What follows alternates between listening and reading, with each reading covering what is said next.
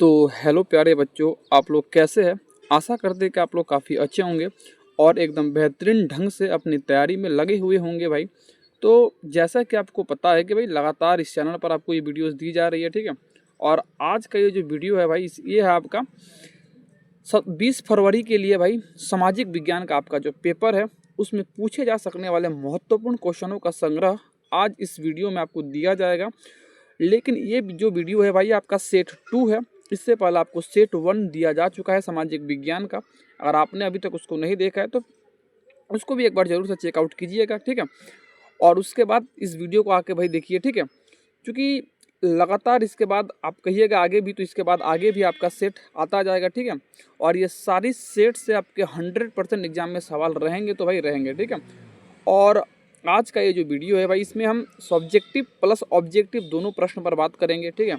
इसमें आपके 100 महत्वपूर्ण ऑब्जेक्टिव क्वेश्चन रहेंगे जो कि विगत सालों में पूछे गए हैं, और 10 महत्वपूर्ण सब्जेक्टिव के ऊपर भी बात करेंगे जो कि किस किस साल में पूछा गया है। सबसे मोस्ट रिपीटेड सब्जेक्टिव क्वेश्चन को भी इस वीडियो में हम कर रहे होंगे आगे, ठीक है। तो उसके लिए वीडियो में लास्ट तक आप बने रहिए, ठीक है। और फटाफट से वीडियो को लाइक जरूर से कर दीजिएगा, ठीक है। चैनल पर पहली बार आए होंगे तो भाई जरूर से इसको सब्सक्राइब कर दीजिएगा, क्योंकि लगातार आपके लिए इस चैनल पर वीडियो आ रही है, ठीक है। तो आपको भी इस चैनल को क्या कर लेना है भाई, सब्सक्राइब करके रखना है और बेल आइकन को ऑल पे रखना है, ताकि कोई भी नोटिफिकेशन आए तो सबसे पहले आपके तक ये पहुंच सके, ठीक है। तो भाई आज हम बात करेंगे आपको स्क्रीन पर साफ साफ दिख रहा होगा भाई, ये पूरे किताब का आपका क्या है, संपूर्ण किताब का आपका ये निचोड़ है, ठीक है। तो भाई ज़्यादा समय को ना लेते हुए फटाफट बाकी वीडियोस की तरह इसको भी हम थोड़ा जल्दी जल्दी देखते हैं, ठीक है। तो भाई यहाँ पर आपको दिख रहा होगा, यहाँ पर बिहार बोर्ड क्लास 10 सामाजिक विज्ञान 10 महत्वपूर्ण वस्तुनिष्ठ प्रश्न 2026 के लिए, ठीक है। तो भाई ज़्यादा बातें ना करते हुए तेजी में हम यहाँ पर प्रश्नों को आपको देखते हैं। जैसे कि भाई पहला क्वेश्चन आपकी स्क्रीन पर है कि मेजिनी का संबंध किस संगठन से था। तो भाई एक आसान सा क्वेश्चन है। मेजिनी का जो संबंध था भाई वो आपका था कार्बोनेरी दल से, कार्बोनेरी संगठन से। तो ऑप्शन नंबर 20 का हो जाएगा बिल्कुल करेक्ट आंसर, ठीक है। अगला प्रश्न आपकी स्क्रीन पर है क्वेश्चन नंबर 2। देखो भाई ऑब्जेक्टिव क्वेश्चन के लिए आप जानते हैं कि भाई हम इसमें ज़्यादा समय नहीं लेते हैं, ठीक है। क्योंकि इसमें सब क्वेश्चन ज़्यादा होते हैं तो इसमें ज़्यादा समय लेने का कोई फ़ायदा है नहीं। हम डायरेक्ट फटाफट जो सही आंसर आपका होगा उस पर टिक लगाते हुए चलेंगे। अब फटाफट इसको याद करते रहिए, ठीक है। चलिए भाई आगे देखते हैं। आपका क्वेश्चन नंबर 2 में कहा गया है रूस में जार का अर्थ क्या होता है। तो भाई एक आसान सा क्वेश्चन है। रूस में जार का अर्थ होता है रूस का सम्राट, ठीक है। तो इसका ऑप्शन नंबर जो डी हो जाएगा बिल्कुल करेक्ट आंसर हो जाएगा, ठीक है भाई। चलिए फटाफट हम देखते हैं आपके आगे क्वेश्चन नंबर 3 और क्वेश्चन नंबर भाई यहाँ पर आपका स्क्रीन पर होगा 4। इसको थोड़ा सा हम देखते हैं। क्वेश्चन नंबर 3 में कहा गया है हुआ आंदोलन किस प्रकृति का था। भाई ये जितने भी क्वेश्चन आपको दिए जा रहे हैं सारे मोस्ट इंपोर्टेंट क्वेश्चन है, मोस्ट रिपीटेड क्वेश्चन है, बिहार बोर्ड में पूछे जाने की इसकी पूरी संभावना है। तो भाई याद इसको करते रहिए, ठीक है। एक बार में याद नहीं होता है तो भाई 2 बार 3 बार इसको देखिए, लेकिन याद कर लीजिए, फायदे में रहिएगा, ठीक है। क्वेश्चन नंबर 3 का आंसर हो जाएगा भाई इसका क्रांतिकारी धार्मिक प्रवृत्ति का था। तो ऑप्शन नंबर डी इसका बिल्कुल करेक्ट आंसर हो जाएगा। क्वेश्चन नंबर 4 में आपको कहा गया कि भाई भारत में खिलाफत आंदोलन कब शुरू हुआ। तो ये सबको आपको पता होना चाहिए कि भारत में जो खिलाफत आंदोलन था ये बेसिकली एक मुस्लिमों के द्वारा चला गया आंदोलन था, जो कि 1920 में स्टार्ट हुआ था। एक आसान सा क्वेश्चन है। अगला है क्वेश्चन नंबर यहाँ पर आपका 5 और क्वेश्चन नंबर 6।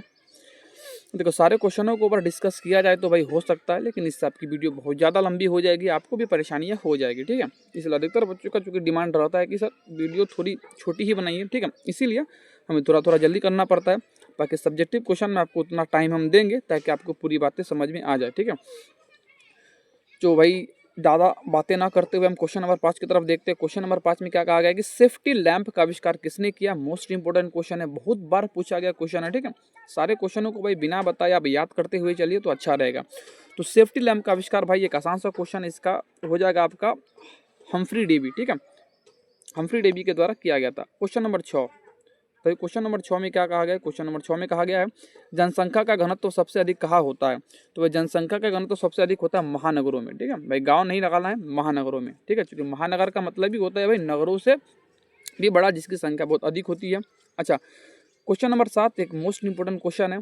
सारे क्वेश्चनों को भाई मैं एक बार फिर से आपको रिपीट करता हूँ, याद करते हुए चलिए, फायदे में रहिएगा। अदरवाइज भाई आपको दिक्कतें आने वाली है, बोर्ड एग्जाम के फाइनल एग्जाम में, ठीक है। तो भाई याद करते हुए चलिए, ठीक है। कोई दिक्कत हो, कोई परेशानी हो, कमेंट में बताइए आप, उसके ऊपर भी वीडियो जल्द से जल्द आ जाएगी। क्वेश्चन नंबर 7 में कहा गया भाई गिरमिटिया मजदूर बिहार के किस क्षेत्र से भेजे जाते थे। जिसका ऑप्शन नंबर हो जाएगा बी, पश्चिमी क्षेत्र से, ठीक है। इसको याद कर लेना है कि पश्चिमी क्षेत्रों से, ठीक है। गलत टिक नहीं करना है भाई, जो आपको बताया जा रहा है बिल्कुल एकदम करेक्ट और सही आंसर है, ठीक है। अच्छा, अगला क्वेश्चन नंबर आपके सामने है 8, गुटेनबर्ग का जन्म किस देश में हुआ था। तो भाई जो गुटेनबर्ग जी का जन्म हुआ था जर्मनी में हुआ था। और ये मैं थोड़ा सा इसको एक बार आपको बता देता हूँ। जो गुटेनबर्ग थे इन्हीं के द्वारा प्रिंटिंग प्रेस का आविष्कार किया गया था, जिससे छपाई तकनीक में काफ़ी ज़्यादा आगे विकास होता है, ठीक है। चलिए अगला क्वेश्चन आपकी स्क्रीन पर है। क्वेश्चन नंबर 9 में कहा गया है कि सौर ऊर्जा निम्नलिखित में से कौन सा संसाधन है। तो एक आसान सा क्वेश्चन है। सौर ऊर्जा एक पुनः पूर्ति योग्य आपका क्या हो जाएगा, एक संसाधन हो जाएगा। यानी चूंकि देखो सौर ऊर्जा का नॉर्मल सा बात है भाई, आज सूरज अगर आया है तो आज अगर इससे हमें एनर्जी मिल रही है तो कल भी सूरज निकलेगी, कल भी एनर्जी मिलेगी। इस तरह से सतत प्रक्रिया जारी रहती है, ठीक है। अच्छा, question number 10 most important question है, काली मृदा का दूसरा नाम क्या है। तो एक आसान सा क्वेश्चन है भाई, इससे आसान क्वेश्चन आपको ज्योग्राफी में कहीं नहीं मिलेगा सुनने को, ठीक है। तो भाई इसका जो आंसर मैं आपको कहूँगा भाई कमेंट बॉक्स में जरूर से बताइए, ठीक है, ताकि थोड़ा सा हमें भी पता चले कि आपकी तैयारी कैसी है, ठीक है। चलिए अगला क्वेश्चन नंबर यहाँ पर आपके सामने स्क्रीन पर है 11 नंबर में कि वृहद क्षेत्र में जल की उपस्थिति के कारण ही पृथ्वी को हम क्या कहते हैं। तो भाई एक बच्चे को भी पता है कि पृथ्वी को नीला ग्रह कहा जाता है, क्योंकि अधिक जल की उपस्थिति के कारण। भारत का राष्ट्र पक्षी क्या है, तो भाई इसको हम क्या ही बताएं, इसका भी आंसर आप कमेंट में जरूर से दीजिएगा, ठीक है। अगला क्वेश्चन नंबर 13, क्वेश्चन नंबर 14, इसको देखते हैं भाई। क्वेश्चन नंबर 13 में कहा गया बिहार में कितने प्रतिशत भौगोलिक क्षेत्र में वन का फैलाव है। तो भाई वर्तमान में अगर हम बात करें तो बिहार में मात्र 7% भाग पर ही क्या है, वन का फैलाव है। तो ऑप्शन नंबर डी इसका हो जाएगा बिल्कुल करेक्ट आंसर। क्वेश्चन नंबर 14 में क्या कहा गया कि भारत के किस राज्य में सौर ऊर्जा विकास की सर्वाधिक संभावना है। क्वेश्चन नंबर 14 तो आपको हो जाएगा राजस्थान। क्योंकि भाई देखो राजस्थान एक गर्म इलाका वाला राज्य है जिसमें सूरज अधिक चमकता है, ठीक है। इसीलिए यहाँ पर आपका क्या होगा, ये संभावनाएं ज़्यादा होगी। अगला क्वेश्चन नंबर आपके सामने है मोस्ट इंपोर्टेंट रिपीटेड क्वेश्चन है, बार बार आपको भाई कहा जा रहा है, ठीक है। अच्छा अब एक काम करते हैं, इससे बाद आपका जितनी भी वीडियो आएगी सारी वीडियो में जितने भी ऑब्जेक्टिव क्वेश्चन हो चाहे सब्जेक्टिव क्वेश्चन हो, सबके साइड में हम किस किस साल पूछा गया है उसको भी लिखवा देंगे, ताकि आपको लगे कि भाई ये कितना इंपॉर्टेंट है, ठीक है। आगे सब ऐसा हम करेंगे। क्वेश्चन नंबर 15 में कहा गया है सोपानी कृषि किस राज्य से प्रचलित है। सोपानी कृषि किस राज्य में प्रचलित है। तो क्वेश्चन नंबर जो 15 इसका आंसर हो जाएगा उत्तराखंड। यानी सोपानी कृषि उत्तराखंड में काफी ज्यादा क्या है, प्रचलित है। आगे क्वेश्चन नंबर 16 देश के बांधों को किसने भारत का मंदिर कहा है। अब तक आपको जितने भी हम वीडियो, मतलब एक जो वीडियो से पहले आपका आया था, एक शॉर्ट वीडियो भी आपको हम बनाए थे, दोनों में ये क्वेश्चन आपका पूछा गया है, आसान और बहुत पूछा गया मोस्ट इंपॉर्टेंट क्वेश्चन है। तो देश के बांधों को मंदिर किसने कहा है। तो क्वेश्चन नंबर 16 इसका आंसर हो जाएगा पंडित नेहरू जी के द्वारा। यानी भारत के जो प्रथम प्रधानमंत्री थे नेहरू जी, इन्हीं के द्वारा ये बात कहा गया था, ठीक है। आगे देखते हैं भाई क्वेश्चन नंबर 17 और क्वेश्चन नंबर 18। क्वेश्चन नंबर 17 में कहा गया कि मरुस्थलीय मृदा का विस्तार निम्न में से कहाँ है। तो भाई इसका हो जाएगा राजस्थान, ठीक है। क्योंकि भाई मरुस्थल आपका कहाँ पर है, राजस्थान में ही है, ठीक है, बालू मिट्टी। अच्छा क्वेश्चन नंबर 18 में कहा गया है किस खनिज को उद्योगों की जननी माना गया है। Most repeated most important question आपका है, तो भाई लोहा को माना गया, ठीक है। सारे ही क्वेश्चन भाई बहुत इंपॉर्टेंट है, इसको मैं क्या ही बताऊँ आपको कि कितनी इंपॉर्टेंट है। वो तो एग्जाम में भाई जब पूछे जाएंगे तब आपको इसकी अहमियत पता चलेगी। तो भाई याद करते हुए चलो और विश्वास रखो भाई, सबसे बड़ा बात विश्वास है, ठीक है। क्वेश्चन नंबर 19 में कहा गया कि भाई भारत का प्रथम तेल शोधक कारखाना कहाँ स्थित है। तो क्वेश्चन नंबर जो 19 है इसका आंसर हो जाएगा डिगबोई, ठीक है। ये प्रथम तेल शोधक कारखाना आपका है डिगबोई, ठीक है। क्वेश्चन नंबर आपका यहाँ पर 20 है रवि फसल किन महीने में बोई जाती है।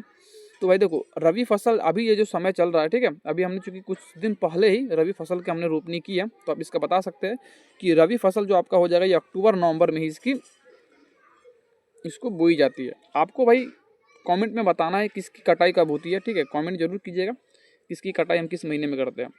अच्छा आगे question number 21 and 22। Question number 21 निम्नलिखित में कौन छोटे पैमाने का उद्योग है। यानी छोटे स्तर पर की जाने वाली उद्योग को आपको बताना है कि इसमें से कौन है। तो क्वेश्चन नंबर 21 का आपका ऑप्शन हो जाएगा बिल्कुल सी खिलौना उद्योग, ठीक है। खिलौना उद्योग इन चारों ऑप्शनों में एक करेक्ट आंसर हो जाएगा। क्वेश्चन नंबर 22 भारत में मतदाता होने की न्यूनतम आयु क्या है। एक आसान सा क्वेश्चन है, ठीक है, इसका आंसर भी आप कमेंट में दीजिएगा तो हमको काफी ज्यादा खुशी होगी, ठीक है। चलिए आगे बढ़ते हैं भाई। क्वेश्चन नंबर 23 में आपको क्या कहा गया, क्वेश्चन नंबर 23 में कहा गया है कि भाई भारत सरकार का उदाहरण है, संघ सरकार का उदाहरण है, तो संघ सरकार का निम्नलिखित में तो कौन सा उदाहरण है। तो देखो 23 का यहाँ पर आपका हो जाएगा संघ सरकार का उदाहरण में, चूंकि ऑप्शन के हिसाब से अगर हम बात करें तो इसका ऑप्शन सही हो जाएगा अमेरिका। ठीक है। क्वेश्चन नंबर 24 में क्या कहा गया कि सूचना का अधिकार कानून कब लागू हुआ। मोस्ट इंपोर्टेंट क्वेश्चन है, बहुत बार पूछा गया क्वेश्चन है भाई, इसको याद कर लेना है किसी भी हालत में। तो सूचना का अधिकार कानून भाई कब बना था, तो ये आपका बना था 2005 में। एक इंपॉर्टेंट क्वेश्चन है, आसान सा क्वेश्चन है, क्योंकि भाई हालांकि ये क्वेश्चन अधिकतर बच्चों को याद होंगे, मैं ऐसा उम्मीद करता हूँ। ठीक है भाई, देखो हम ज़्यादा समय नहीं लेंगे, फटाफट देख रहे, ठीक है। नहीं तो कुछ बच्चे ऐसे भी कहेंगे सर आप इतनी तेजी में आगे क्यों बढ़ रहे। भाई मजबूरी है आपके साथ भी, मेरे साथ भी, आपके पास भी समय कम है। ठीक है, तो जितनी कम समय में आपको अच्छी अच्छी चीज़ें डिलीवर हो पा रही है आपके लिए फायदेमंद है। ठीक है, चलिए क्वेश्चन नंबर 25 में क्या कहा गया है, राजनीतिक दलों की नींव सर्वप्रथम किस देश में पड़ी। तो राजनीतिक दलों की नींव सबसे पहले भाई ब्रिटेन में पड़ी थी। बहुत मोस्ट इंपोर्टेंट क्वेश्चन है, बहुत पूछा गया क्वेश्चन है, सारे ही क्वेश्चन लगभग बहुत ही इंपॉर्टेंट है। याद नहीं है तो भाई फिर एक बार मैं फिर बोल रहा हूँ भाई, याद कर लो। ठीक है, समय कम है, याद कर लो। ठीक है, नहीं तो दिक्कतें फिर होने वाली है। क्वेश्चन नंबर 26 में लोकतंत्र का प्राण किसे कहा जाता है। तो ये लोकतंत्र का जो प्राण है वो कहा जाता है किसको। इन ऑप्शनों के हिसाब से अगर हम बात करें, राजनीतिक दल होगा या संविधान होगा या न्यायपालिका या फिर आपका प्रेस होगा। देखो भाई ऑप्शनों के हिसाब से अगर हम बात करें तो राजनीतिक दल इसका आंसर हो जाना चाहिए। ठीक है, तो राजनीतिक दल इसका आंसर हो जाएगा करेक्ट। आगे बढ़ते हैं भाई, ये क्वेश्चन तो बहुत ही इंपॉर्टेंट है, मोस्ट इंपॉर्टेंट ये भी क्वेश्चन है। जैसे भारत में वित्तीय वर्ष कौन होता है। तो भाई भारत में जो वित्तीय वर्ष है वो 1 अप्रैल से 31 मार्च के बीच ये आपका भारत में क्या होता है, वित्तीय वर्ष होता है 1 अप्रैल से 31 मार्च। आसान सा क्वेश्चन था लेकिन पूछा गया क्वेश्चन है बहुत बार।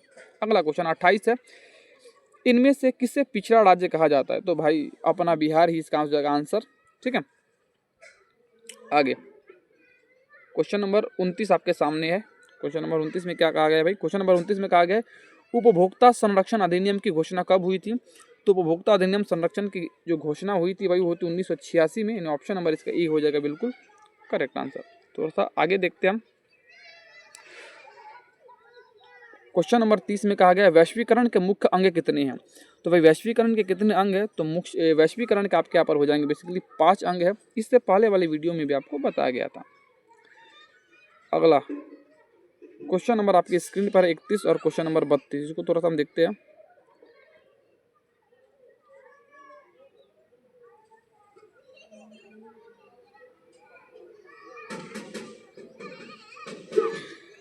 अब इसको देखना भाई, थोड़ा तो ये क्वेश्चन थोड़ा लंबा है, थोड़ा बड़ा क्वेश्चन है, इसलिए थोड़ा हमको जूम आउट करना पड़ा, कोई बात नहीं। देखते हैं क्वेश्चन नंबर 31 में नरेगा के अंतर्गत ग्रामीण मजदूरों को साल में कम से कम कितने दिनों के लिए रोजगार देने की व्यवस्था है। मोस्ट इंपोर्टेंट क्वेश्चन है, क्वेश्चन पूछा गया क्वेश्चन है।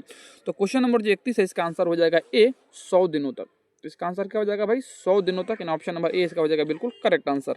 ठीक है भाई, देखो जो भी क्वेश्चन आपके लिए छोड़े जाते हैं भाई कमेंट बॉक्स में उसका आंसर दिया करो। ठीक है, और भाई देखो बहुत ऐसे बच्चे होते हैं जो कि पढ़ के निकल जाते हैं लेकिन वीडियो को भाई लाइक नहीं करते। देखो भाई लाइक किया कीजिए। ठीक है, इससे हमारा भी हौसला बढ़ता है कि भाई आगे आपके लिए कुछ और विशेष किया जाए। ठीक है, तो आप भाई सपोर्ट कीजिएगा तो हमारी तरफ से फुल सपोर्ट आपके लिए रहेगा। ठीक है भाई, तो भाई प्लीज़ सपोर्ट किया करो। ठीक है, क्वेश्चन नंबर 32 में भाई देखते हैं सुनामी का प्रमुख कारण क्या है। तो देखो भाई सुनामी का प्रमुख कारण आपको हम बताए थे, सुनामी का जो प्रमुख कारण हो जाएगा समुद्र में भूकंप का आना। तो समुद्र में भूकंप का आना ही क्या कहलाता है, सुनामी कहलाता है। तो ऑप्शन नंबर इसका जो ए हो जाएगा बिल्कुल करेक्ट आंसर हो जाएगा। क्वेश्चन नंबर 33 जर्मन राइन राज्य का निर्माण किसने किया था। तो क्वेश्चन नंबर जो 33 है इसका आंसर हो जाएगा नेपोलियन बोनापार्ट। इन ऑप्शन नंबर 20 का हो जाएगा बिल्कुल करेक्ट आंसर। ठीक है भाई, चलो तेजी में भैया पर हम बात करेंगे थोड़ा सा। ठीक है, ताकि समय उतना ना लगे और एक बेहतरीन तैयारी आपकी हो सके। हालांकि इस चैनल पर आपको उस तरह से करवाया भी जा रहा है, आपको पता है। अगला question most important most repeated, भाई इसको याद अगर नहीं है तो भाई अभी रट लो इसको। ठीक है, बहुत इंपॉर्टेंट क्वेश्चन है। क्वेश्चन में कहा गया है कि रक्त एवं लौह की नीति का अवलंबन किसने किया था। तो क्वेश्चन नंबर जो 34 है इसका आंसर हो जाएगा बिल्कुल बिस्मार्क के द्वारा किया गया था। अगला क्वेश्चन रूस में कृषक दास प्रथा का अंत कब हुआ। तो भाई रूस में कृषक दास प्रथा का जो अंत हुआ था 1861 में हुआ था। ऑप्शन नंबर ए हो जाएगा इसका बिल्कुल करेक्ट आंसर। आगे क्वेश्चन नंबर 36 में क्या कहा गया है कि वियतनाम में तोकिन फ्री स्कूल की स्थापना कब हुई थी। तो क्वेश्चन नंबर जो 36 है भाई इसका आंसर हो जाएगा 1907 में, ऑप्शन नंबर ए हो जाएगा बिल्कुल इसका बिल्कुल करेक्ट आंसर। ठीक है। अच्छा, वल्लभ भाई पटेल को सरदार की उपाधि किस आंदोलन के दौरान दी गई थी? तो भाई आपको याद रखना है बारदोली सत्याग्रह के दौरान। ठीक है, बारदोली की महिलाओं के द्वारा ही सरदार पटेल जी को बेसिकली वल्लभ भाई का उपाधि इनको दिया गया था, इसको आपको याद रखना है। अगला क्वेश्चन मोस्ट इंपोर्टेंट क्वेश्चन, बहुत बार पूछा गया क्वेश्चन है। ठीक है, कि टाटा आयरन एवं स्टील कंपनी की स्थापना कब हुई थी? क्वेश्चन नंबर जो 38 है इसका आंसर हो जाएगा 1907। गलती नहीं करना है भाई, याद रखना है 1907। ठीक है। अच्छा, अगला क्वेश्चन आपके सामने स्क्रीन पर है। विश्व बाजार का विस्तार आधुनिक काल में किस समय से प्रारंभ हुआ? तो देखो भाई, विश्व बाजार का जो प्रारंभ है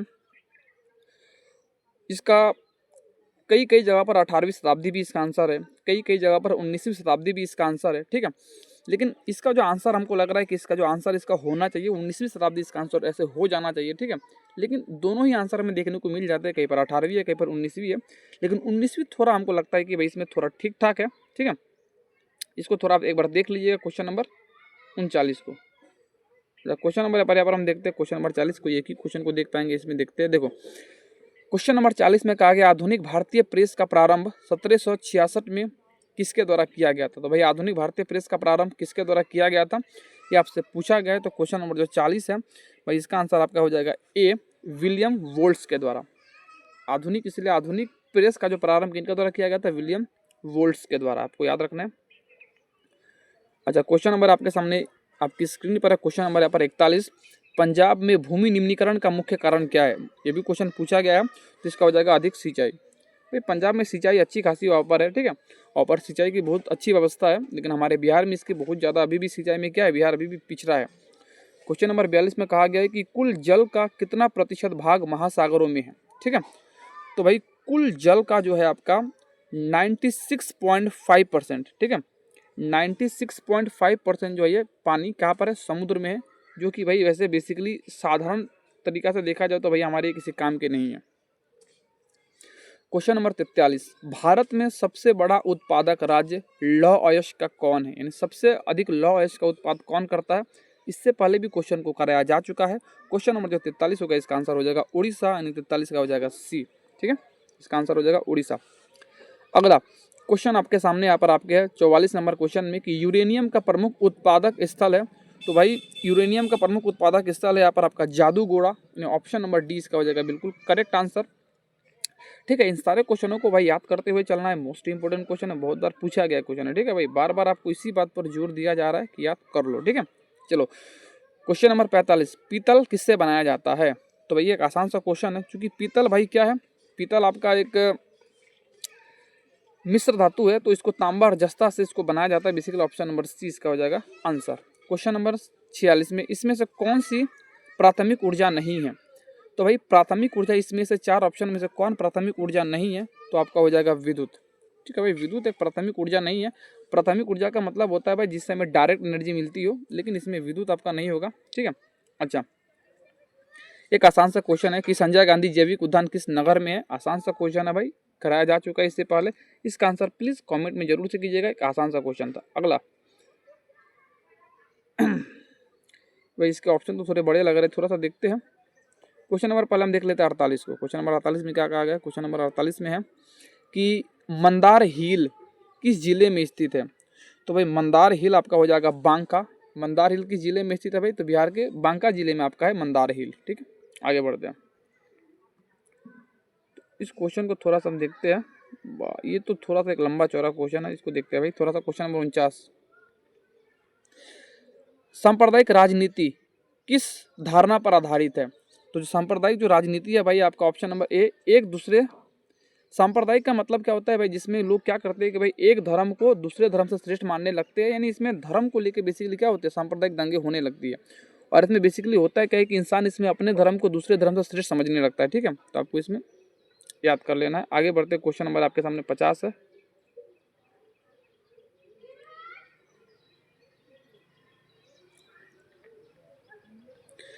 क्वेश्चन नंबर 50, गठबंधन सरकार की पकड़ प्रशासन पर कैसी होती है? तो भाई देखो, जो गठबंधन सरकार की होती है उसको माना जाता है कि भाई जो अगर गठबंधन की सरकार होगी, डबल इंजन चाहे ट्रिपल इंजन, तो सरकार पर उसकी पकड़ जो बेसिकली ढीली होती है, ऐसा माना जाता है राजनीति में। क्वेश्चन नंबर 51 में क्या है कि भाई भारतीय लोकतंत्र में सत्ता के विरुद्ध जन आक्रोश किस दशक में प्रारंभ हुआ था। तो भाई इसका आंसर आपको यहाँ पर बताना है कि भाई ये कब हुआ था। तो इसका जो आंसर हो जाएगा 1970 के दशक में इसका हुआ था। ठीक है, कहीं कहीं पर इसका जो आंसर है भाई वो 1980 के दशक में भी रहता है। ठीक है, तो थोड़ा सा इसको भी आपको एक बार देख लेना है कि इसका कौन सा आंसर सही हो जाएगा। ऐसे तो इसका सही यही है, 70 ही है, लेकिन फिर भी थोड़ा सा इसको आप देख लीजिएगा। क्वेश्चन नंबर 52 में कहा गया है कि चिपको आंदोलन निम्नलिखित में से किससे संबंधित है। तो एक आसान सा क्वेश्चन है भाई, आपको सबको पता है कि चिपको आंदोलन का संबंध बेसिकली पेड़ को बचाने से है। ठीक है, इसकी कहानी आपको पता होनी चाहिए। ठीक है, क्वेश्चन नंबर 53, ताड़ी विरोधी आंदोलन निम्नलिखित में से किस प्रांत में शुरू हुआ। इससे पहले आपको बताया जा चुका है, तो भाई इसका आंसर आप कमेंट में दीजिएगा। एक आसान सा क्वेश्चन है। ठीक है, अगला देखते हैं। क्वेश्चन नंबर 54 में क्या कहा गया है, कहा गया है कि भाई भारत में किस प्रकार की प्रशासन प्रणाली है। तो भाई भारत में जो प्रशासन प्रणाली वो आपका है संघीय और संसदीय शासन प्रणाली। ठीक है, भारत में कैसी प्रणाली है भाई, तो भारत में चूंकि संसद के द्वारा शासन चलाया जाता है, और भारत में संघीय प्रणाली का मतलब है कि भाई यहाँ पर राज्य स्तर पर और केंद्र स्तर पर दोनों स्तर पर ही सरकारें कार्य करती है। इसको कहा जाता है भाई, एक से अधिक स्तरों पर सरकार जब कार्य करती है उसको संघीय प्रणाली कहा जाता है। ठीक है भाई, इसको थोड़ा ध्यान में रखना है। लेकिन भाई इसमें आपको एक बात और याद रखना है आगे कि भाई एग्जाम में आपके 100 क्वेश्चन नहीं पूछे जाएंगे, एग्जाम में आपके 80 ही क्वेश्चन रहेंगे ऑब्जेक्टिव में, जिसमें से किसी आपको 40 प्रश्न का ही जवाब देना होता है। ठीक है, इसको याद रखना है। ठीक है, नहीं तो नहीं समझना है कि भाई सर आप इसमें 100 करवा रहे तो क्या 100 ही रहेंगे, तो नहीं भाई 100 नहीं रहेंगे, रहेंगे आपके 80 क्वेश्चन, जिसमें से 40 बनाना होगा। हालांकि क्लास को कर लेने के बाद आपको जितनी भी सेट दी जाएंगी, अगर सारे सेट को आप अच्छी तरीके से याद कर लेते हैं तो भाई विश्वास रखिए कोई भी क्वेश्चन आपका नहीं छूटेगा, हम गारंटी लेते हैं। ठीक है, चलिए क्वेश्चन नंबर 55 में कहा गया कि भारत में योजना आयोग का गठन कब हुआ था। तो भाई देखो, भारत में योजना आयोग का जो गठन हुआ था ये 15 मार्च 1950। ठीक है, इसका ऑप्शन नंबर ये हो जाएगा, 15 मार्च 1950 को भारत में योजना आयोग का गठन किया गया था।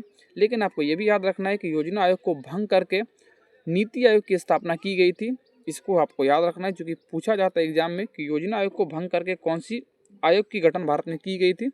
तो नरेंद्र मोदी जी के द्वारा बेसिकली बाद में नीति आयोग की स्थापना की जाती है।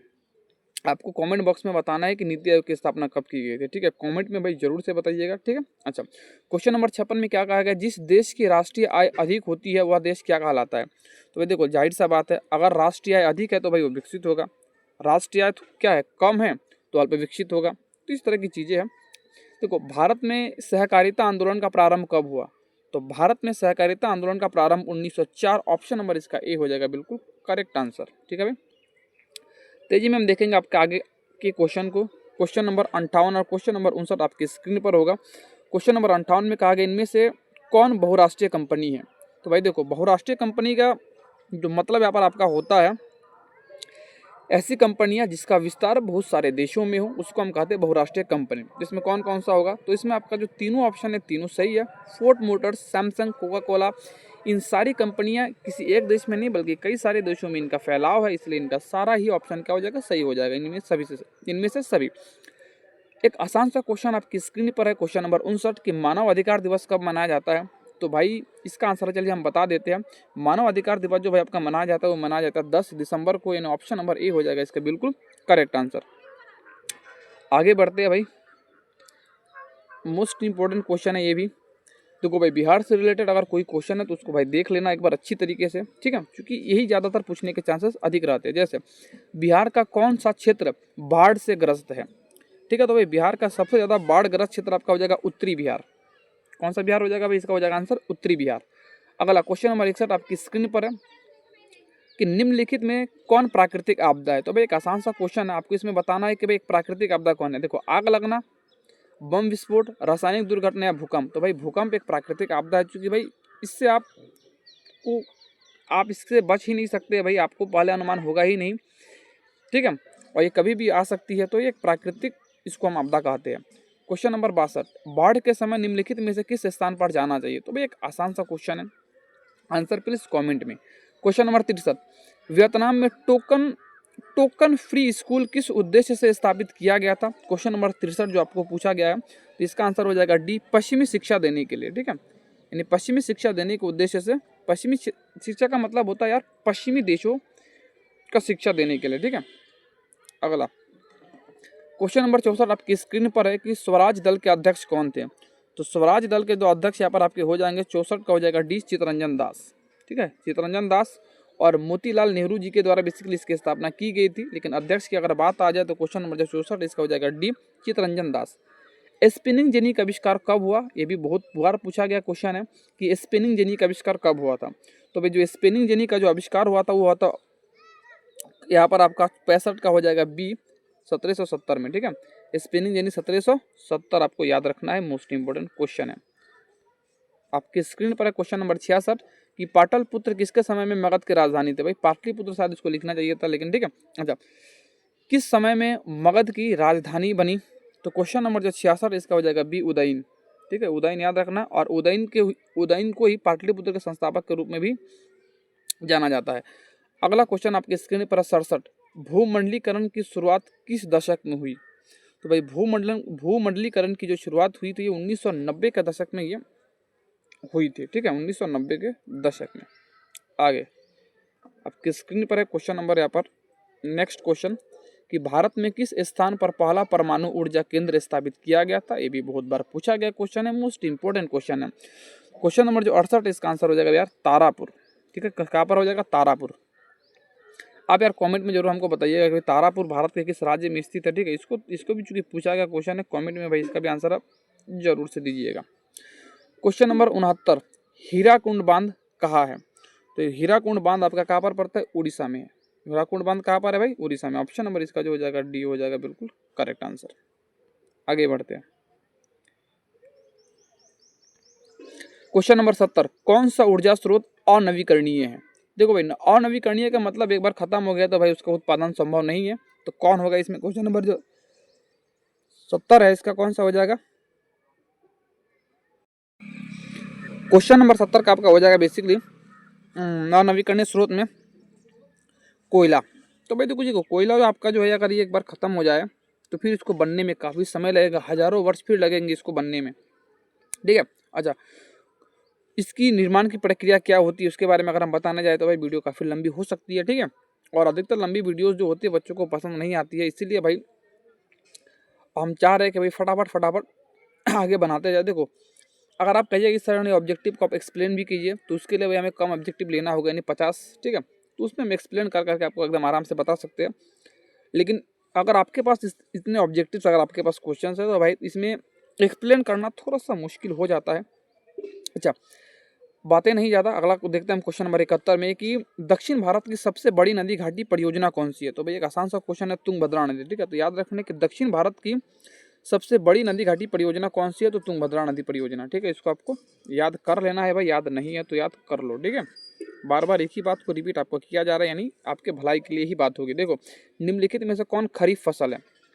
तो एक आसान सा क्वेश्चन है कि भाई खरीफ फसल इसमें तो कौन है, तो इसमें आपका हो जाएगा चावल। रबी फसल पूछा जाता तो हो जाता भाई आपका गेहूं। ठीक है, हालांकि सरसों मटर भी रबी फसल में आ जाएंगे। क्वेश्चन नंबर 73 में बिहार में नहरों द्वारा सर्वाधिक सिंचाई किस जिले में होती है। तो भाई बिहार में नहरों द्वारा सबसे अधिक जो सिंचाई होती है वो किस जिले में होती है आपको बताना है, तो इसका आंसर हो जाएगा रोहतास जिले में। ठीक है, यानी नहरों से सबसे अधिक सिंचाई होता है किसमें, रोहतास। अगला क्वेश्चन नंबर 74 में बिहार में रेल वर्कशॉप कहाँ स्थित है। तो भाई रेल वर्कशॉप कहाँ स्थित है बिहार में, तो इसका आंसर हो जाएगा ए जमालपुर में। ठीक है, जमालपुर में आपका बिहार में क्या है, रेल वर्कशॉप आपको देखने को मिल जाएगा। क्वेश्चन नंबर 75 में आपको बताना है मानचित्र में नीले रंग द्वारा किस भाग को दिखाया जाता है। तो नीले रंग का मतलब एक आसान सा क्वेश्चन है भाई, उम्मीद हम यही करेंगे कि इसका आंसर आप कमेंट में जरूर से दीजिएगा। अच्छा अगला क्वेश्चन क्वेश्चन नंबर 76 में कहा गया कि भारत में पहली बार केंद्र और गैर कांग्रेसी सरकार कब बनी थी। यानी भाई केंद्र में कोई अलग सरकार और राज्य में कोई गैर कांग्रेसी सरकार, यानी इस तरह की स्थिति कब हुई थी। ठीक है, यानी केंद्र में कांग्रेसी सरकार और राज्य में कोई अदर पार्टी की सरकार बनी थी, ये मतलब ये ऐसा कब हुआ था पहली बार, आपको ये बताना है। तो क्वेश्चन नंबर जो आपका 76 है इसका आपका आंसर हो जाएगा बी 1977 में ऐसा हुआ था। ठीक है, तो 1977 में आपको इसका आंसर याद रखना है। क्वेश्चन नंबर 77 में आपको कहा गया कि पंचायती राज संस्थाओं को संवैधानिक दर्जा किस संशोधन से प्राप्त हुआ। ये भी क्वेश्चन पूछा गया क्वेश्चन है कि पंचायती राज संस्थाओं को संवैधानिक दर्जा किस संशोधन से प्राप्त हुआ था। तो 73वां संविधान संशोधन से प्राप्त हुआ था। ऑप्शन नंबर बी हो जाएगा इसका बिल्कुल करेक्ट आंसर। आगे बढ़ते हैं भाई क्वेश्चन नंबर 78 और 79। एक मिनट, लेकिन इसको थोड़ा सा इधर भाई ये कितना बड़ा क्वेश्चन है, इसको देखते हैं। चलो इतना ठीक है। अब देखते हैं क्वेश्चन नंबर 78 में कहा गया निम्न में से कौन सा राष्ट्रीय दल नहीं है। देखो भाई इसमें से आपको बताना है कि कौन सा दल जो है राष्ट्रीय दल नहीं है और लोकसभा के चुनाव में हिस्सा नहीं लेती है। इसका मतलब तो यही हुआ। तो क्वेश्चन नंबर जो 78 इसका आंसर हो जाएगा सी, लोक जनशक्ति पार्टी। हालांकि इस पार्टी के बारे में शायद आप नहीं भी सुने होंगे कि कभी भी लोकसभा के चुनाव में इस पार्टी का नाम आया हो। तो ऑप्शन नंबर सी इसका हो जाएगा बिल्कुल करेक्ट आंसर। क्वेश्चन नंबर 79 में कहा गया है लोकतंत्र की सफलता निर्भर करती है किस पर। तो भाई देखो लोकतंत्र की जो सफलता निर्भर करती है वो करती है नागरिकों की विवेकपूर्ण सहभागिता पर। ये भी क्वेश्चन मोस्ट इंपॉर्टेंट है, बहुत बार पूछा गया है भाई, याद कर लो इसको अभी की अभी, ठीक है। सारे क्वेश्चन इंपॉर्टेंट है लेकिन ये मोस्ट इंपॉर्टेंट है। क्वेश्चन नंबर 80 में क्या कहा गया है कि शेयर बाजार की नियामक संस्था कौन है। हालांकि इससे पहले आपको हम बता चुके हैं कि शेयर बाजार की जो आपकी नियामक संस्था है वो सेबी है, SCBI सेबी, ठीक है। बहुत बच्चे RBI टिक लगा देते हैं, तो ऐसे गलती नहीं करना है। जब भी आपको आ जाए शेयर मार्केट की बात हो तो सेबी ही इसको पूरी तरह से कंट्रोल करती है। ये भी एक संस्था है, ठीक है, उसको आपको याद रखना है। आपकी स्क्रीन पर है अगला क्वेश्चन, क्वेश्चन नंबर 81। भारत में सेवा क्षेत्र को सामान्यतः कितने भागों में बांटा जा सकता है। यानी बेसिकली सेवा क्षेत्र, तृतीयक क्षेत्र को भाई हम बेसिकली क्या कहते हैं, सेवा क्षेत्र। तो इसको हम कितने भागों में बांट सकते हैं। क्वेश्चन नंबर 81 का आपका हो जाएगा ए, यानी 2 क्षेत्रों में इसको हम बांट सकते हैं, ठीक है। क्वेश्चन नंबर 82, वैश्वीकरण का अर्थ क्या है। तो एक आसान सा क्वेश्चन है। वैश्वीकरण का अर्थ भाई होता है अर्थव्यवस्था का एकीकरण करना, ठीक है। क्या करना, अर्थव्यवस्था का एकीकरण करना और बेसिकली सारे देशों से कनेक्टेड रहना ही वैश्वीकरण कहलाता है, ठीक है। चलिए भाई अगला देखते हैं। अगर हम क्वेश्चन नंबर आपके सामने है क्वेश्चन नंबर 83 और 84, इसको देखते हैं। क्वेश्चन नंबर 83 में कहा गया है उपभोक्ता द्वारा शिकायत करने के लिए आवेदन शुल्क कितना लगता है। मोस्ट इंपॉर्टेंट क्वेश्चन है, याद कर लेना है, ठीक है। तो क्वेश्चन नंबर जो 83 इसका आंसर हो जाएगा डी, कोई शुल्क नहीं लगता है, ठीक है। तो इसको भी थोड़ा देख लेना है, ठीक है, कि कोई शुल्क नहीं लगता है शिकायत दर्ज करने के लिए। आगे क्वेश्चन नंबर 84 में कहा गया भूकंप संभावित क्षेत्रों में भवनों की आकृति कैसी होनी चाहिए। ये भी बहुत बार पूछा गया क्वेश्चन है। क्वेश्चन नंबर जो 84 उसका हो जाएगा आयताकार। देखो भाई अगर आयताकार अगर उसकी आकृति होगी तो भाई उसकी ढहने की चांस क्या होगी, थोड़ी कम हो जाएगी। इसलिए आयताकार बनाने की सलाह सरकार के द्वारा दी जाती है कि अगर कोई भूकंप संभावित क्षेत्र है तो। क्वेश्चन नंबर 85 में कहा गया है कि भाई यंग यूरोप की स्थापना किसने की। एक आसान सा क्वेश्चन है भाई, इसका भी आंसर आप जरूर से जरूर कमेंट बॉक्स में दीजिएगा। हम उम्मीद करते हैं कि भाई आपसे आराम से बन जाएगा। क्वेश्चन नंबर 86 में कहा गया है कि रूस में निहिलिस्टों ने सुधार के लिए कौन सा मार्ग अपनाया। तो क्वेश्चन नंबर जो 86 इसका हो जाएगा आतंक का मार्ग, ठीक है। आतंक का मार्ग बेसिकली अपनाया गया था। अंकोरवाट का मंदिर कहाँ स्थित है। तो भाई इसका आंसर हो जाएगा कंबोडिया। एक आसान सा क्वेश्चन है कि अंकोरवाट का मंदिर कहाँ पर है। तो भाई कंबोडिया में है, लेकिन बहुत बार पूछा गया है, तो भाई याद जरूर से कर लेना है। आपकी स्क्रीन पर अगला क्वेश्चन, लेकिन ये हल्का सा क्वेश्चन है भाई, क्या बताए कि जालियांवाला बाग हत्याकांड किस तिथि को हुआ था। एक मोस्ट इंपॉर्टेंट लेकिन हल्का क्वेश्चन है। इसका आंसर भी आपको कमेंट में बताना है कि भाई देखते हैं आप में से कितने भाइयों को इसका आंसर याद है, लेकिन भाई कमेंट में जरूर बताइएगा, ठीक है। इससे हमें भी पता चलता है कि आपको किस चीज़ पर आपको थोड़ा अभी भी मेहनत करने की ज़रूरत है, तो हम आपको सजेस्ट करते रहेंगे। क्वेश्चन नंबर 89 में कहा गया है कि भाई विश्व में सर्वप्रथम मुद्रण की शुरुआत कहाँ हुई। तो भाई देखो मुद्रण की शुरुआत सबसे पहले चाइना में हुई थी, यानी ऑप्शन नंबर इसका हो जाएगा सी, बिल्कुल करेक्ट आंसर। इसमें तो हम देख रहे हैं भाई यहाँ पर मेढक में प्रजनन को नष्ट करने वाला रसायन कौन सा है, ठीक है। क्वेश्चन नंबर जो 90 है इसका आंसर हो जाएगा सी, एड्रीन है, ठीक है। हालांकि हमको लग रहा है ये बायोलॉजी का हालांकि ये क्वेश्चन है, लेकिन इसमें पूछा गया क्वेश्चन है, कोई बात नहीं, एड्रीन इसका आंसर हो जाएगा। आपके सामने क्वेश्चन नंबर यहाँ पर आपके 91 और 92, इसको हम देखते हैं। देखो अभी ज़्यादा क्वेश्चन हमारे पास नहीं है, ठीक है, थोड़ा ही क्वेश्चन आपके पास बचा हुआ है। क्वेश्चन नंबर 91 में कहा गया बिहार में अति जल दोहन से किस तत्व का संकेंद्रण बढ़ा है। तो भाई जो जिस तत्व का संकेंद्रण बढ़ा है, तो ऑप्शन नंबर सी, आर्सेनिक।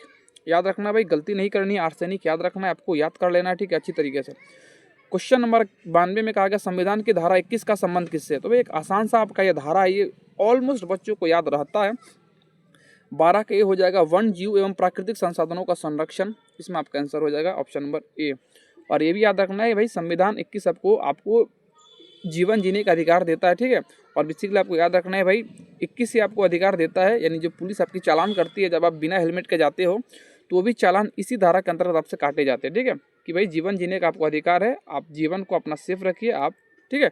इसलिए हेलमेट नहीं पहनने पर जुर्माना आपसे लिया जाता है। क्वेश्चन नंबर 93, एल्युमिनियम बनाने के लिए किस खनिज का किस खनिज की आवश्यकता पड़ती है? तो एक आसान सा क्वेश्चन है, क्वेश्चन नंबर 93, लेकिन बहुत बार पूछा गया क्वेश्चन है। तो एल्युमिनियम बनाने के लिए इस्तेमाल होता है बॉक्साइट का। ठीक है, आगे बढ़ते हैं। क्वेश्चन नंबर 94, बिहार में कितने प्रतिशत भौगोलिक क्षेत्र में वन का विस्तार है? ऑलरेडी ऊपर आपको करा चुके हैं, तो भाई अवश्य इसका आंसर आप कॉमेंट में दीजिएगा। आगे बढ़ते हैं। आप भाई देख रहे हो काफ़ी कम समय में हमने बहुत सारे क्वेश्चनों को देख लिया। ठीक है भाई, इस मेहनत के लिए भाई अगर आपने अभी तक वीडियो को लाइक नहीं है किया तो भाई प्लीज़ वीडियो को लाइक जरूर से कर दें। इससे हमें भी मोटिवेशन मिलता है कि भाई आप लोग सपोर्ट कर रहे हैं, तो भाई हमें भी वीडियो बनाने के लिए आगे मोटिवेशन मिलती रहती है। ठीक है, क्वेश्चन नंबर 95, पूर्व मध्य रेलवे का मुख्यालय कहाँ है? ये भी बहुत बार पूछा गया क्वेश्चन है, जिसका आंसर हो जाएगा हाजीपुर। ठीक है, option number B. Question number 96, समवर्ती सूची में किसको रखा गया है?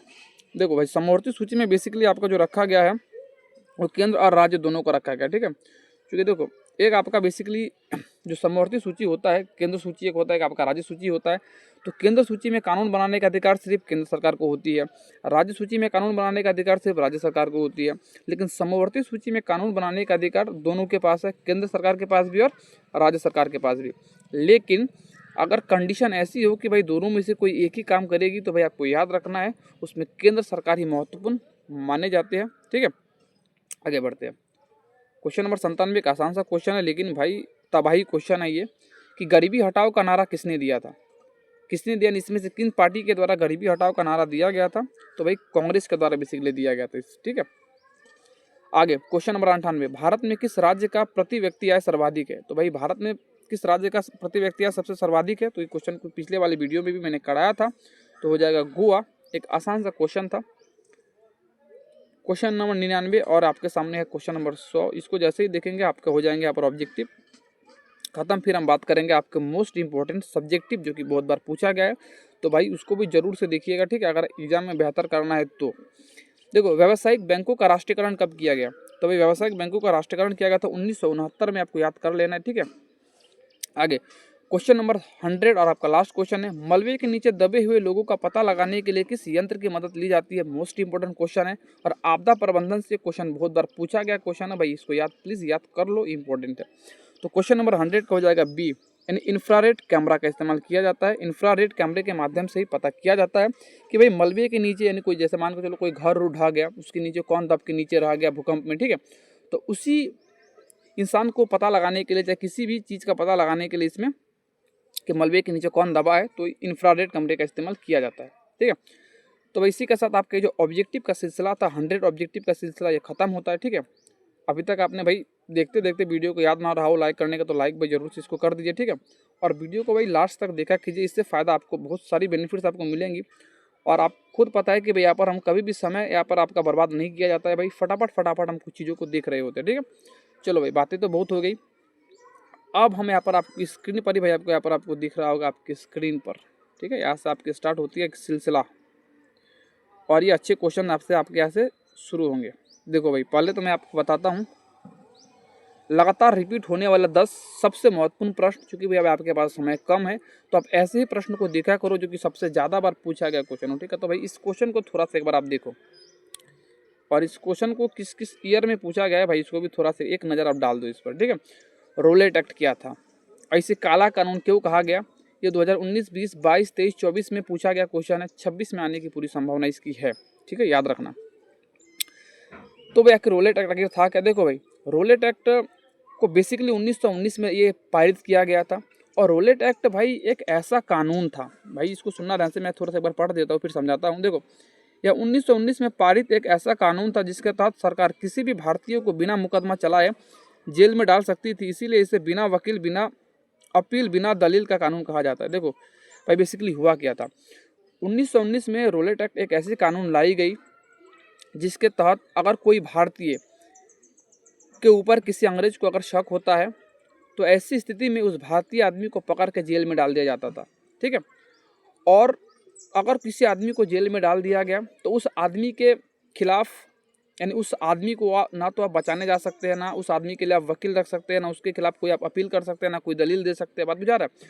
तो ऐसी कोई व्यवस्था नहीं थी, यानी एक प्रकार से अंग्रेजों ने एक दमनकारी नीति अपनाई थी जिसके तहत जिसको मन करता था सिर्फ शक के आधार पर किसी भी भारतीय को उठा के वो जेल में डाल देता था। ठीक है, और अपने मन मुताबिक ये काम कर रहा था अंग्रेज। ठीक है, इसी को रोलेट एक्ट कहा गया।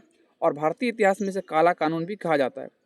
देखो अब फिर बहुत सारे बच्चे कहेंगे सर तो आखिर इस कानून को लाया क्यों गया था। देखो हुआ क्या था कि भाई बेसिकली अभी अभी जस्ट आपका प्रथम विश्व युद्ध खत्म हुआ था, और प्रथम विश्व युद्ध खत्म होने के बाद अभी बात अंग्रेजों से गांधी जी ने ये की थी कि भाई जैसे ही प्रथम विश्व युद्ध में आप जीतिएगा, हमारी सेना तो आपको सपोर्ट प्रथम विश्व युद्ध में की है, तो भाई आप एक काम कीजिएगा, जैसे प्रथम विश्व युद्ध खत्म होता है तो प्लीज़ आज़ादी के बारे में, हमारे देश के बारे में कुछ सोचिएगा।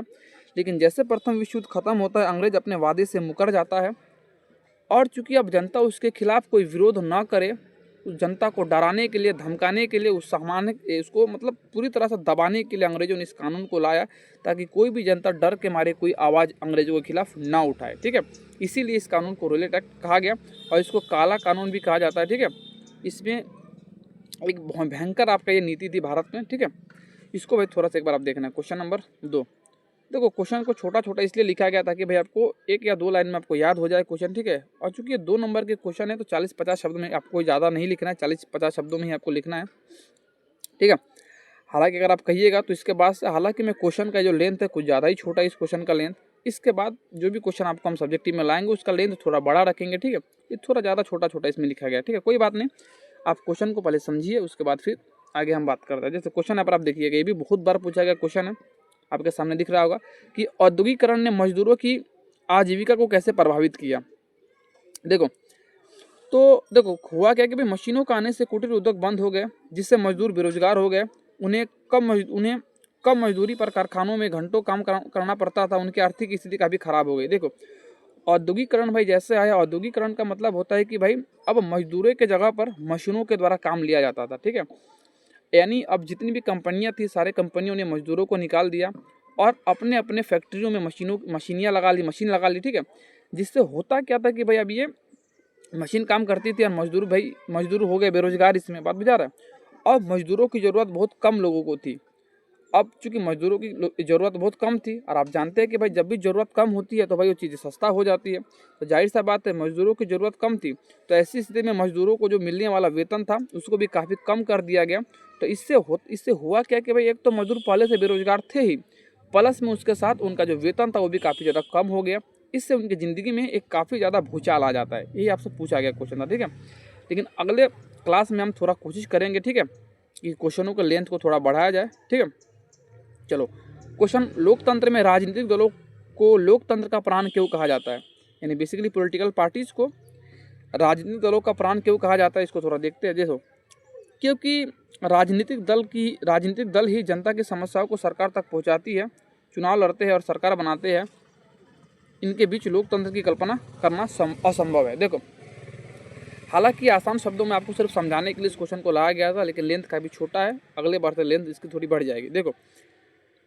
देखो राजनीतिक दलों को लोकतंत्र का प्राण भाई इसलिए कहा जाता है क्योंकि ये राजनीतिक दल ही एक ऐसा सिस्टम है जिसके माध्यम से जनता की आवाज़ ऊपर तक जा सकती है। क्योंकि भाई देखो जनता के पास उतनी क्षमता नहीं कि जनता डायरेक्ट जाके अपने बात को सरकार तक रख सके, इसीलिए चूँकि हम राजनीतिक दलों को चुनते हैं, और यहाँ पर इन राजनीतिक दलों की ये भूमिका होती है कि भाई जनता की समस्याओं को सुने, समझे और उसके ऊपर कार्य करे। ठीक है, और जनता की स्थिति को एक अच्छी सीमा तक ले जाए। ठीक है, इसीलिए राजनीतिक दलों को बेसिकली लोकतंत्र में क्या कहा जाता है, लोकतंत्र का इसको प्राण कहा जाता है। जाहिर सा बात इतना है। भाई इस क्वेश्चन को बिहार में आर्थिक पिछड़ेपन के किन्हीं 2 कारण को लेके, तो आपको इसको लिखना है बिहार में आर्थिक पिछड़ेपन के किन्हीं 2 कारण निम्नलिखित है, और है के बाद आपको बेसिकली ये 2 कारण आपको लिखने थे। कि सबसे बड़ा बात बिहार में सबसे बड़ा आप जानते हैं भाई बढ़ती हुई जनसंख्या, क्योंकि भाई बिहार में दिन पर दिन पॉपुलेशन बहुत ज़्यादा बढ़ रहा है, जिससे भाई बेरोजगारी तो बढ़ेगी, और बेरोजगारी बढ़ेगी तो भाई पिछड़ापन तो आएगा ही। दूसरा, कृषि पर अत्यधिक निर्भरता। देखो और भाई हुआ क्या है भाई, देखो बिहार में अधिकतर लोग क्या है, किसमें, बिहार में अधिकतर लोग भाई कृषि क्षेत्र में लगे हुए हैं, जिससे उतनी इनकम हो नहीं पाती है। क्योंकि भाई जितना का आपके पास उत्पादन होता है, फिर से उस उत्पादन के पैसे से आपको बीज फसलें फिर से खरीदने में आपको सारा पैसा फिर से आपका खर्च हो जाता है। तो ये 2 कारण आपको याद कर लेने, लेकिन आसान सा क्वेश्चन था। ठीक है, आगे बढ़ते हैं। क्वेश्चन नंबर 5, लेकिन इसका भाई लेंथ हम अवश्य से बढ़ा देंगे। आप बहुत सारे बच्चे नाराज हो रहे होंगे कि भाई इतना छोटा छोटा लेंथ है, इससे इतना लिखेंगे नंबर आएगा कि नहीं आएगा। देखो भाई क्वेश्चन को आप समझ लो, 2 नंबर में पूछा जाएगा तो 40 से 50 शब्द बहुत है। ठीक है, लेकिन अगर आप समझ गए बात को तो आप आराम से 2-4 लाइन बढ़ा सकते हैं, कोई दिक्कत उसमें नहीं है। लेकिन अगली बार से हम खुद क्वेश्चन का लेंथ बढ़ा करके लाएंगे। ठीक है, देखो सतत विकास से आप क्या समझते हैं? ये भी क्वेश्चन कितना बार पूछा गया है, कोई बताने का जरूरत नहीं है, आपकी स्क्रीन पर खुद आपको दिख रहा होगा। देखो सतत विकास क्या है, देखो ऐसा विकास जो वर्तमान की जरूरतों को पूरा करे और भविष्य की पीढ़ियों की जरूरतों के साथ समझौता ना करे, उसे सतत विकास कहते हैं। देखो भाई सिंपल सा बात, सतत विकास का मतलब होता है कि भाई एक ऐसा विकास जो वर्तमान की जो हमारी जरूरतें उस जरूरतों को भी पूरा करते रहे और हमारे आने वाले भविष्य की जो जरूरतें उसको भी ध्यान में रखते हुए किसी तरह की कोई समझौता ना किया जाए और आगे वाले भविष्य के लिए भी उसी तरह की आपकी क्या हो विकास का कार्य आगे बढ़ता रहे, इसी को सतत विकास कहा जाता है। देखो सिंपल सा मतलब है, सतत विकास का मतलब होता है लगातार डेवलपमेंट, यानी लगातार विकास करते रहना ही क्या कहलाता है? सतत विकास कहलाता है। आगे देखते हैं भाई, बाह्य स्रोतीकरण किसे कहते हैं? ये भी क्वेश्चन बहुत पूछा गया क्वेश्चन है कि भाई बाह्य स्रोतीकरण किसे कहते हैं। देखो जब कोई बहुराष्ट्रीय कंपनी अपनी सेवाएं खुद न करके किसी बाहरी संस्था या दूसरे देशों से कराती है तो उसे कहता है, जैसे कि कॉल सेंटर जो बाह्य स्रोतीकरण कहते हैं। देखो भाई सिंपल सा है, हालांकि जितने भी क्वेश्चन लिखे गए काफ़ी छोटा में लिखे गए, लेकिन भाई बहुत आसान भाषा में भी आपको लिखा गया क्वेश्चन है। देखो बाह्य स्रोतीकरण का मतलब ही होता है कि भाई जब कोई कंपनी किसी प्रोडक्ट का उत्पादन खुद ना करे बल्कि कहीं दूसरे देश से उस प्रोडक्ट का वो क्या कराए, निर्माण कराए दूसरे देश से या दूसरे किसी कंपनी से किसी प्रोडक्ट का वो निर्माण अगर करवाती है तो इसी को हम कहते हैं बेसिकली बाह्य स्रोतीकरण। ठीक है, एक आसान सा क्वेश्चन था। अब अगला है क्वेश्चन आपके सामने, सांप्रदायिकता क्या है? मोस्ट इंपोर्टेंट क्वेश्चन है, एक आसान सा क्वेश्चन है। देखो होता क्या है कि देखो सांप्रदायिकता, जब एक धर्म के लोग दूसरे धर्म के लोगों को नीचा दिखाने लगते हैं और अपने धर्म को श्रेष्ठ मानते हैं तो इसे ही समाज में तनाव पैदा होता है, इसको हम सांप्रदायिकता कहते हैं। देखो सिंपल सा बात है, सांप्रदायिकता का मतलब होता है कि जब इंसान अपने धर्म को दूसरे धर्म से श्रेष्ठ मानने लगता है और दूसरे धर्म को नीचा समझता है और वो सोचता है कि भाई मेरा धर्म सबसे महान है और दूसरे का धर्म सबसे छोटा है, घटिया है, तो इसी सोच को बेसिकली सांप्रदायिकता कहा जाता है। हालांकि भाई आप एक विद्यार्थी है तो आपके अंदर कभी भी ये सोच नहीं आना चाहिए। ठीक है, एक विद्यार्थी के लिए सारे धर्म बराबर है। ठीक है, तो आपको कभी भी इन चीज़ों में नहीं पढ़ना चाहिए, इस बात को भी आपको ध्यान में रखना है। अगला क्वेश्चन आपकी स्क्रीन पर है, आपको दिख रहा होगा, क्वेश्चन नंबर 8, खनिजों के संरक्षण के किन्हीं 2 उपाय को लिखो। देखो भाई अगर हमें खनिजों को बचा के रखना है, संरक्षित रखना है तो ये 2 उपयोग आपके एग्जाम में लिखना है। देखो 2 कारण 2 उपाय, अगर इस तरह के क्वेश्चन आते हैं तो भाई इतना अगर आप लिखते हैं, इसको पैराग्राफ चेंज करके अच्छे से इसको, तो भाई इतना इनफ है।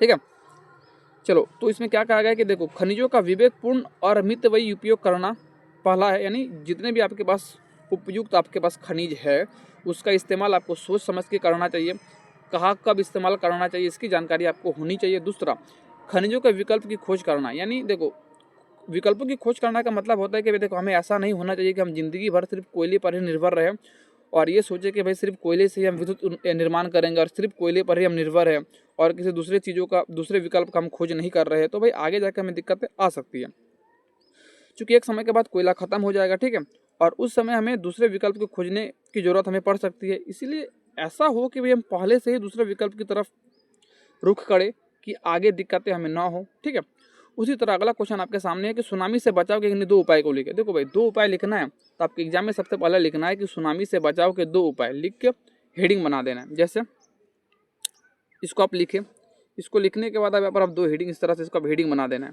हेडिंग बनाने के बाद फिर यहाँ से यानी पैराग्राफ चेंज कर फिर यहाँ से आपको लिखना है कि सुनामी से बचाव के 2 उपाय निम्नलिखित है। ठीक है, फिर आपको क्या लिखना है,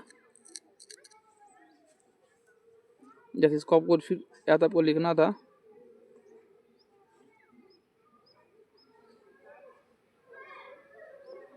कि सुनामी से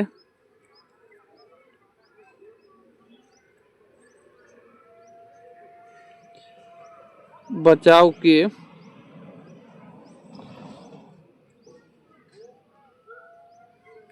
2 उपाय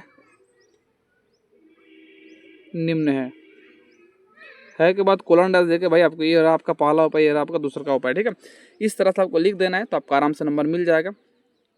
पहला उपाय है समुद्र के तट के किनारे कंक्रीट से तटबंध बनाना, यानी देखो सुनामी से अगर आपको बचना है तो समुद्र के किनारे आपको क्या करना है, पत्थरों से कंक्रीट से एक मोटा एक काफ़ी अच्छा एक मजबूत आपको बांध बनाना होगा ताकि सुनामी से बच सके। दूसरा, तट के किनारे मैंग्रोव झाड़ियों का अधिक पेड़ लगाना है, यानी नॉर्मल सा बात है, तटों के किनारे यानी जहाँ पर आप बांध बनाइएगा उन बांधों पर पेड़ लगाए ताकि भाई उस पेड़ की जो जड़ें हैं वो बांध को मजबूती से पकड़े रखे। ठीक है, आज का आपका आखिरी क्वेश्चन है, लेकिन भाई हम आपको वादा करते हैं कि अगले क्लास से जो भी क्वेश्चन को हम लाएंगे उसके लिए थोड़ी बड़ी रहेगी। ठीक है, आपको निराशा नहीं होगी उससे। देखो वस्तु प्रणाली, अब वस्तु विनिमय प्रणाली किसे कहते हैं? तो एक आसान सा क्वेश्चन है। वस्तु विनिमय प्रणाली का मतलब होता है भाई एक वस्तु के बदले दूसरे वस्तु का लेन देन, ठीक है। यानी जैसे मान के चलो कि भाई एक आदमी के पास 10 आम है, लेकिन भाई उसको ज़रूरत है 2 किलो चावल का, और यहाँ पर किसी एक आदमी ऐसा है जिसके पास 2 केजी चावल है लेकिन उसको ज़रूरत है आम का, ठीक है। तो यहाँ पर होगा कि ये जो आदमी होगा इसको कहा गया भाई तुम अपना चावल हमको दे दो, हम अपना 2 केजी चावल तुमको दे देंगे, तो इससे दोनों की ज़रूरतें पूरा हो जाएगी। इसी प्रक्रिया को बेसिकली वस्तु विनिमय प्रणाली कहते हैं। प्राचीन समय में ये प्रचलित था, लेकिन वर्तमान में ऐसा नहीं है, ठीक है। तो भाई इसी के साथ आज का आपका जो प्रश्न का जो सिलसिला था ये होता है ख़त्म, ठीक है। और अगली बार से आज की वीडियो में जो भी कुछ कमियां हैं उसको और सुधारेंगे और अच्छी तरीके से उसके ऊपर और आप काम करेंगे हम, ठीक है भाई। तो जाते जाते भाई लास्ट हम यही कहेंगे, वीडियो को लाइक नहीं किया तो भाई इतने मेहनत के लिए थोड़ा एक लाइक तो बनता है, ठीक है। चैनल को भी भाई ज़रूर से सब्सक्राइब कीजिए, ठीक है। इससे हमें भी मोटिवेशन मिलेगा कि हमारा परिवार इतने का है, ठीक है। तो वीडियो को भाई ज़रूर से लाइक, चैनल को सब्सक्राइब जरूर से कीजिएगा, ठीक है। तो भाई लाइक करना आपको नहीं भूलना है, ठीक है। चैनल को लाइक भाई जरूर से कीजिएगा, वीडियो को, चैनल को भाई जरूर से भाई आप सब्सक्राइब भाई जरूर से इसको कर दीजिएगा, ठीक है। मिलते हैं आपके साथ किसी दूसरे वीडियो में किसी एक नए टॉपिक के साथ एक धाकर अंदाज में, ठीक है। तब तक के लिए भाई जय हिंद, जय भारत।